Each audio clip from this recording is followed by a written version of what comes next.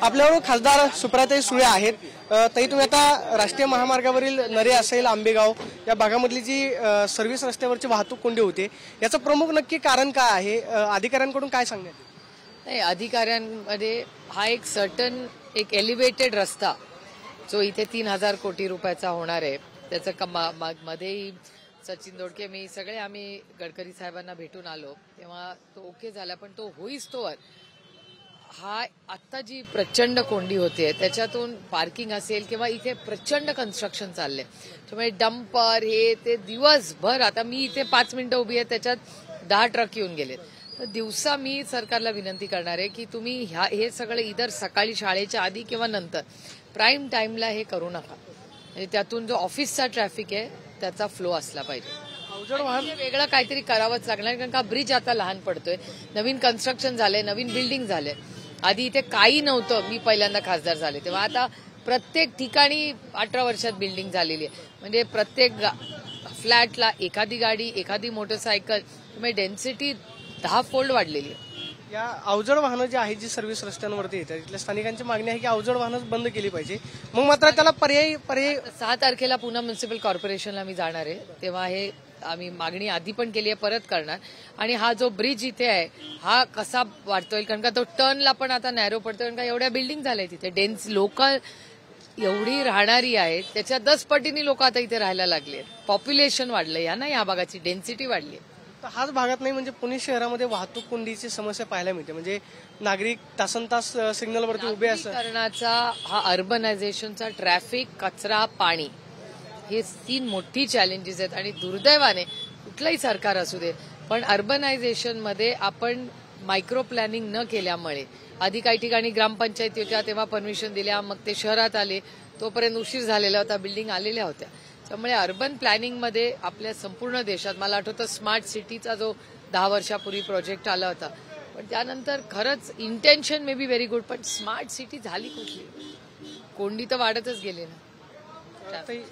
राजकीय प्रश्न आहे। जितेंद्र आव्हाड सकाळी पत्रकार परिषद घेत होते आणि त्यांच्या घरामध्ये पोलीस घुसले आणि पोलिसांकडून त्यांच्या घरामध्ये शूटिंग करण्यात आलं, त्यावरती जितेंद्र आव्हाड संतापले की नक्की घरामध्ये येऊन करताय काय?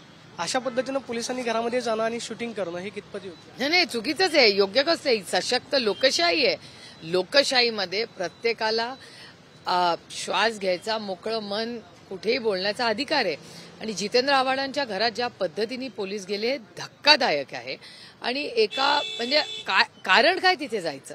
त्यामुळे अर्थातच पोलिसांनी जी कृती जितेंद्र आव्हाडांच्या घराच्या बाबतीत केली, घरात त्यांची बायको मुलं सगळेच राहतात आणि कोणाच्याही घरी ऑफिसमध्ये किंवा कुठलीही प्रायव्हेट स्पेसमध्ये पोलिसांनी अशा पद्धतीचं जायचं कारण काय याचं उत्तर सरकारला द्यावं लागेल।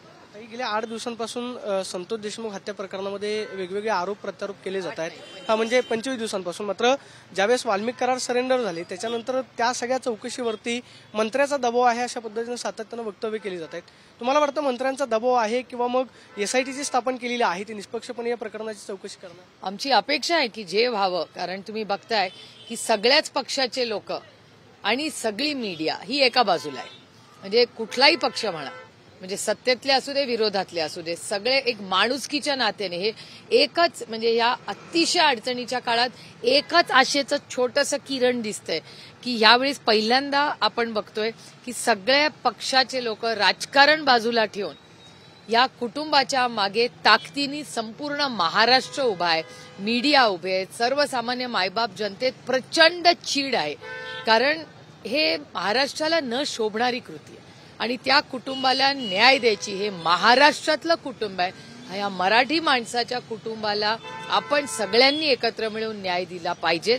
याच्यासाठी सगळे राजकीय भूमिका अनेक लोकांनी बाजूला ठेवून माणुसकीच्या नात्याने उभे राहिलेत, याबद्दल मी त्या सगळ्या नेत्यांचे, निवडून आलेल्या पदाधिकाऱ्यांचे मनपूर्वक आभार मानते, मीडियाचे आभार मानते की 25 दिवस झाले तुम्ही सातत्याने हा पर्दाफाश करताय। आता माझी एवढीच विनंती आहे की महाराष्ट्राच्या माननीय मुख्यमंत्र्यांनी पारदर्शकपणे त्या कुटुंबाला न्याय द्यावा। मात्र बीड जिल्ह्यामधली वेगळी परिस्थिती आहे, विनापरवाना शस्त्र परवाना दिला जातो, म्हणजे कोणतीही परवानगी न घेता जवळपास 1600 ते 1700 जे आहेत ते पिस्तूल जिल्ह्यामध्ये पाहायला मिळतात। राखीमुळे गुंडगिरी वाढलेली आहे, म्हणजे जी फुकट राख मिळते ती राख काही भावांमध्ये विकली जाते, त्याच्यामुळे गुंडगिरीचं साम्राज्य वाढलेलं आहे, अनेक तरुण वसुली करतात अशा पद्धतीने सुद्धा आरोप केला जातो। बीड जिल्ह्यामध्ये नक्की चाललंय काय? याचं उत्तर आता सरकारला द्यावं लागेल. जे सरकारमध्ये इतके वर्ष आहेत आणि तुम्ही बघा 10 वर्षामध्ये अनेक मंत्री असे आहेत ते सलग 10 वर्ष मंत्री आहेत किंवा 7.5 वर्ष तर आहेच आहेत. त्यामुळे ह्याचं उत्तर सरकारला द्यावं लागेल आणि माणुसकीच्या नात्याने कधीतरी राजकारण सोडून माणुसकीच्या बाजूने उभे राहावं एवढीच अपेक्षा हा राज्य करतं. एवढं मोठा मॅन्डेट त्यांना दिलेलं या सरकारने. म्हणजे मला आश्चर्य वाटलं कालच्या कॅबिनेटमध्ये अनेक लोक गैरहजेरी होते. धक्कादायक होतं माझ्यासाठी. कॅबिनेटपेक्षा दुसरं काय महत्वाचं असू शकतं. आणि या अशा परिस्थितीमध्ये तुम्ही म्हणले परवा ना, मी अंजली दमानी यांचे जाहीर आभार मानते की अंजलीताई तिकडे गेल्या, हा विषय त्यांनी मांडला आणि त्याच्यानंतर मुख्यमंत्र्यांनी शब्द दिलाय की तिथले सगळे परवाने रद्द होतील. त्याचं मी मनापासून स्वागत करते. त्याच्यामुळे ह्या सगळ्या कृतीमध्ये, या निर्णय प्रक्रियेमध्ये महाराष्ट्राच्या मुख्यमंत्र्यांनी सातत्य ठेवावं, माणुसकीच्या नात्याने संवेदनशीलपणे निर्णय घ्यावा. तुम्ही असं म्हणालात की या सरकारला मॅन्डेट मिळालेलं आहे, मात्र अजून मात्र पालकमंत्री पदाचा निर्णय होत नाही. खातेवाटप झालेलं आहे, अनेक मंत्री अजूनही त्यांचा पदभार स्वीकारत नाहीत. मग नक्की काय अंतर्गत नाराजी आहे की मग त्यांना काही काम करण्यासाठी अडचण येते? नाही, अडचण काय असू शकते. एवढं मोठं मॅन्डेट मिळालं. 1.5 महिना झाला कॅबिनेट, काही मंत्र्यांनी जबाबदाऱ्याही घेतलेल्या नाहीत आणि हे धक्कादायक आहे. म्हणजे या देशामध्ये मी कुठेच असं पाहिलेलं नाही की 1.5 महिना झाला तरी मंत्र्यांनी जबाबदाऱ्या घेतल्या नाहीत. ऑफिसेस, मी काल एका वर्तमानपत्रात पाहिलं, मला खरं खोटं माहिती नाही, पण त्या वर्तमानपत्रात अशी बातमी होती की काही ठिकाणी वास्तूचा प्रॉब्लेम झालाय म्हणून तिथे रेनोव्हेशन चाललेलं आहे. हे तर मी पहिल्यांदाच महाराष्ट्रात ऐकले. म्हणजे एकीकडे अंधश्रद्धा निर्मूलनाचा कायदा ह्याच राज्यांनी पास केला, दाभोळकर कुटुंबांनी म्हणजे त्यांचा खून झाला याच्यासाठी लढण्यामध्ये एवढं मोठं काम. म्हणजे छत्रपतींचा महाराष्ट्र, शाहू फुले आंबेडकरांचा महाराष्ट्र, अंधश्रद्धेच्या विरोधातला हा महाराष्ट्र आहे. श्रद्धा जरूर असावी पण अंधश्रद्धेच्या विरोधात पुरोगामी विचाराच्या महाराष्ट्रात मंत्रालयात जर अशा गोष्टी होत असतील, आणि ही गोष्ट मला कशी माहिती, मी वर्तमानपत्रात वाचली, त्यामुळे धक्कादायक आहे आणि वेदना देणार आहे की एवढ्या मोठा मॅन्डेट दिलेला असताना आमची अपेक्षा होती की त्या दिवसापासून कामाला लागावं. पण एक गोष्ट आपण मान्य केली पाहिजे की बाकी कोणी काम करतंय का नाही या सरकारमध्ये कोणी दिसत नाही, पण देवेंद्र फडणवीस रोज काम करतायत एवढं एक दिसतंय. म्हणजे ते एकटे सोडून बाकी काहीच ऍक्टिव्हिटी या सरकारमध्ये दिसत नाहीये. आज देवेंद्र फडणवीस नायगावला होते, छगन भुजबळ त्या ठिकाणी होते, अजितदादा नव्हते. दोघांनी एका गाडीतून प्रवास केला, त्याची बरीच चर्चा झाली. आता छगन भुजबळ आणि शरद पवार साहेब एकत्र कार्यक्रमाला गेले. राम कोडगेंच्या घरी दोघांची भेट झाली, बराच वेळ चर्चा झाली. छगन भुजबळ पवार साहेबांच्या पाया सुद्धा पडले, एकत्रित प्रवास केला. त्याच्यानंतर आता माध्यमांमध्ये बरीच चर्चा सुरू व्हायला लागली की एकतर छगन भुजबळांना मंत्रिपद मिळालेलं नाही, दुसऱ्या बाजूला दीर्घकाळ साहेबांसोबत चर्चा झाली. मग वेगळं काय घडतंय? नाही, असं नाही. प्रत्येक गोष्टीत राजकारण नसतं. भुजबळ आणि पवार म्हणजे शरद पवार कुटुंबाचे कधी राजकारणाचा रिश्ता नव्हता. आमचं प्रेमाचं हेच नातं होतं. म्हणजे जरी भुजबळ साहेबांनी मध्ये काही वेगळा निर्णय घेतला असता तरी आमचे कौटुंबिक संबंध दोन्ही बाजूनी जपले गेले. म्हणजे भुजबळ साहेबांची लेक असेल, सुना असतील, त्यांचे माझे अतिशय प्रेमाचे जिव्हाळ्याचे संबंध दोन्ही बाजूनी पाळले गेले. त्यामुळे प्रत्येक वेळीच भुजबळ आणि आमची फॅमिली भेटते म्हणजे काहीतरी कट कारस्थान राजकारण झालं असं नसतं. अजूनही अनेक कुटुंब आहेत जी फक्त राजकारण करत नाहीत, कुछ रिश्ते दिल से भी बनते. त्यामुळे आमची नातं भुजबळ साहेबांच्या कुटुंबाबरोबर काहीही भुजबळ साहेबांनी भूमिका घेतली तरी ते आमचं नातं कालही तसंच होतं, आजही आणि तसंही राहील. आणि दुसरं की आज एक महत्वाचा दिवस आहे. आज सावित्रीबाई फुलेंची जयंती आहे. त्याच्यामुळे आदरणीय पवारसाहेब आणि भुजबळ साहेब हे एकत्र भेटले ही चांगली गोष्ट आहे. कारण नवीन काहीतरी त्या दोघांच्या मनात असेल किंवा नवीन काहीतरी महाराष्ट्राच्या हितासाठी काही निर्णय ते घेणार असतील पॉलिसी लेवलला. कारण का शेवटी पॉलिसी ही महत्वाची असते.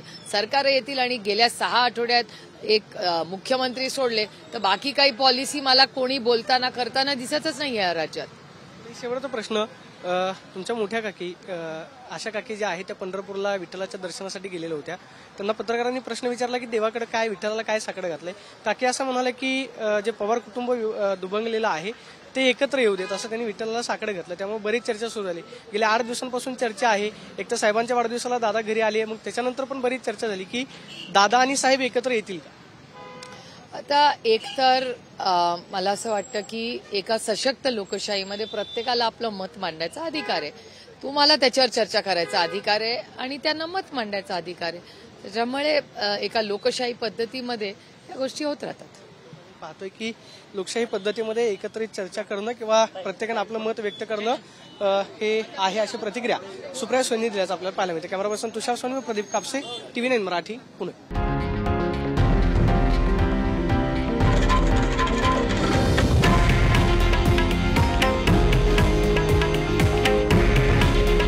हे आहे देशातील नंबर 1 न्यूज नेटवर्क आणि आपण पाहत आहात TV9 मराठी. काळजी तुमची, हित महाराष्ट्राचं.